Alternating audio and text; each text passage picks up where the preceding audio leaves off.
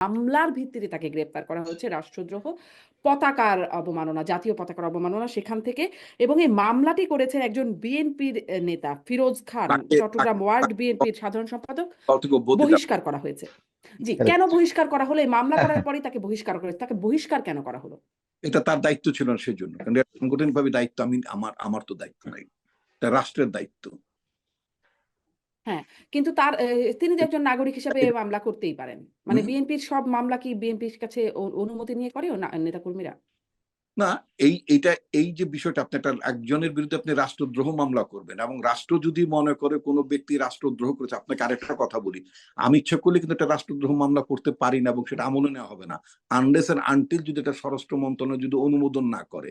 এটা কিন্তু আপনার মানে নিশ্চয়ই আপনি জানেন, তাই না? আমার বিরুদ্ধে কিন্তু আপনার 97 সালে একটা রাষ্ট্রদ্রোহ মামলা আপনার রুজুর প্রস্তুতি ছিল এবং কার্যক্রম এগুছিল, তখন আমি মার্কিন যুক্তরাষ্ট্রে চলে গিয়েছিলাম। সেটা হচ্ছে ভারতের যে অনুপ চেটিয়া আছে, ভারতের অনুপ চেটিয়া কিনে আমার নিজের একটা লেখাকে কেন্দ্র করে। তো সবসময় আপনার কোনো ব্যক্তি যে আপনার রাষ্ট্রদ্রোহ মামলা, বহুবার দেখা গেছে যে ব্যক্তি যখন রাষ্ট্রদ্রোহ মামলা করে সরকার সেটাকে আমলে নেয় না, এবং যদি কখনো আমলে নেয় তখন সেটা স্বরাষ্ট্র মন্ত্রণালয়ের অনুমোদনের প্রয়োজন থাকে, এবং এটা আইনি বাধ্যবাধকতা। তো সুতরাং ব্যক্তি হিসেবে বিএনপির কোন লোকের এই দায়টা থাকার কোনো কারণ না। রাষ্ট্র যদি মনে করে রাষ্ট্রদ্রোহ কেউ করেছে, তখন দায়িত্বটা হবে রাষ্ট্রের। কিন্তু সে কি কোনো অন্যায় করেছে? মানে আপনি বলছেন এটি যৌক্তিক ছিল, তো যৌক্তিক প্ল্যাটফর্মটা সে তৈরি করে দিয়েছে, মানে হ্যাঁ, বা তিনি তৈরি করে দিয়েছেন।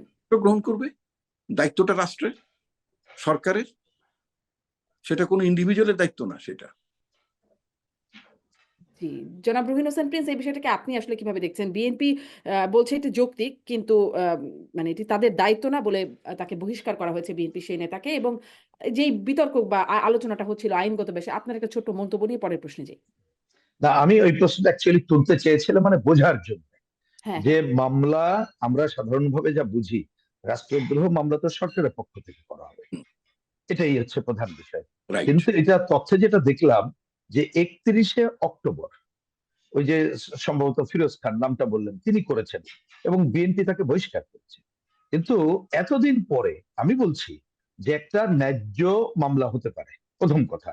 রাইট। দ্বিতীয়ত, মামলা হলে তাকে গ্রেপ্তারও করতে পারে, সেটা নিয়ে কিন্তু আমি কি বলবো যে বিরোধিতা অন্য জায়গায় যাচ্ছি না। না। কিন্তু একটা স্থান, কাল, পরিবেশ এটা বিবেচনা রাখতে হবে। কারণ আমি কিন্তু শুরুতে বর্তমান সরকার তার কতগুলো পয়েন্ট গুলো কিন্তু বলেছি যে তার শক্তিশালী অবস্থান কিনা, আমি 3টা পয়েন্ট উল্লেখ করেই আগে বলেছি। আমি তার সাথে আপনি যে পরবর্তীতে বললেন যে অনেক জায়গাগুলো যেটা করছে, আরে সেগুলো তো আমি দেখছি ছেড়ে দেওয়া হয়েছে। এখানে একটা নৈরাজ্যকর পরিস্থিতি যাতে হয় সেই পরিস্থিতি করা হয়েছে, সেইখানে কোনো হস্তক্ষেপ করলো না। এইখানে যে ঘটনা, বরঞ্চ আরেকটা পরিস্থিতি হতে পারে। আমি সব ডিল মানে মিন করছি, যদি অত আইন আমি বলতে পারবো না। ধরুন মামলাটা যদি থাকে, তাহলে তো মামলায় ওই সময় গ্রেপ্তারটা তো নিশ্চয়ই একটা সময় না একটা সময় হতো। আপনি তো মামলা অন্যভাবেও করা যেত। কারণ এটা মনে রাখতে হবে, আমি আগেই বলেছি যেখানে নানা ধরনের সংকট আছে এবং সরকার সে ধরনের ইউনাইটেড রিলেটো মোকাবেলার মতো প্রস্তুতি নাই, এবং সে সরকার এখানে রাজনৈতিক দলগুলো বা অন্য শক্তিকে সে আস্থায় নিয়ে এই কাজগুলো করবে সেটা করে নাই। সুতরাং তাতে করে এইখানে কে কি সংকট তৈরি করতে চাইছে আমি জানি না, বা কে কি মনে করেছে। হয়তো সরকারের পক্ষ যদি ইনোসেন্টলিও মনে করে থাকে এটা একটা বড় হুমকি, এখনই এটা দমন করার জন্য এই কাজটাই একটা বেস্ট যদি মনে করে থাকে। কিন্তু আপনি দেখেন যে নৈরাজ্যকর পরিস্থিতির উদ্ভব হলো, তা তার ফলটা কি হলো? আলটিমেটলি এই অন্তর্বর্তীকালীন সরকার এবং আমরা সবাই মিলে, কারণ এখন তো সবাই মিলেই তো আমরা এই সরকারের সমর্থন তো আমরা এখনো সমর্থন করেছি। আমরা কিন্তু একটা নতুন ধরনের সংকট, নতুন একটা জায়গায় চলে চলে গেলাম এবং যাচ্ছিও। জিনিসটা তো এত সহজে যাচ্ছে না। আপনি দেখেন বিদেশ, অন্যান্য জায়গাগুলো কোথায় চলে গেল। এখন এই কারণে আমি বলেছি যে তাকে সফট ডিল করা উচিত ছিল।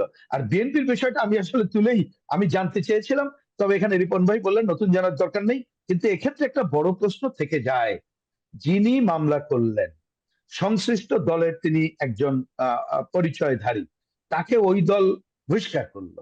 আমার বরঞ্চ জানার ইচ্ছা, সরকার কি তাহলে এই মামলাটা কিভাবে আহ, মামলাতে তাতে বাতিল হয়ে যায়, আমি কিন্তু তা মিন করছি না।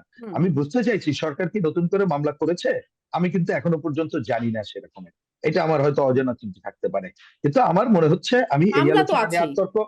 আমি আর তর্ক না করে আমি মনে করি যেখানে গেছি এটা সরকারকে ইন লং টার্ম এর থেকে কিন্তু শিক্ষা নিতে হবে। না হলে অনেক সময় মনে রাখবেন কথাটা, আমি জানি না এই উদাহরণের সাথে যদি ফিট নাও করতে পারে, তবু আমি একটা জেনারেলাইজ করে বলছি। ধরুন আমি যদি বুঝি যে আমি একটা কি বলবো, আমার পেছনে সবকিছু স্মুথ নাই, যে কোনো সময় নানা ধরনের এখানে খাদ, নানা ধরনের বিষয় আছে, সুতরাং আমি পেছনে হটবো না, সামনে এগিয়ে যাব। তা সেই রকম করলে আমাকে তো ঠান্ডা মাথায় চিন্তা করে আগাতে হবে। না হলে একটু পেছাতে গেলে আমি যদি ছোট্ট ছোট্ট খাদে পড়ি, তাহলে আমার অগ্রগতিটাই সংকটে পড়ে।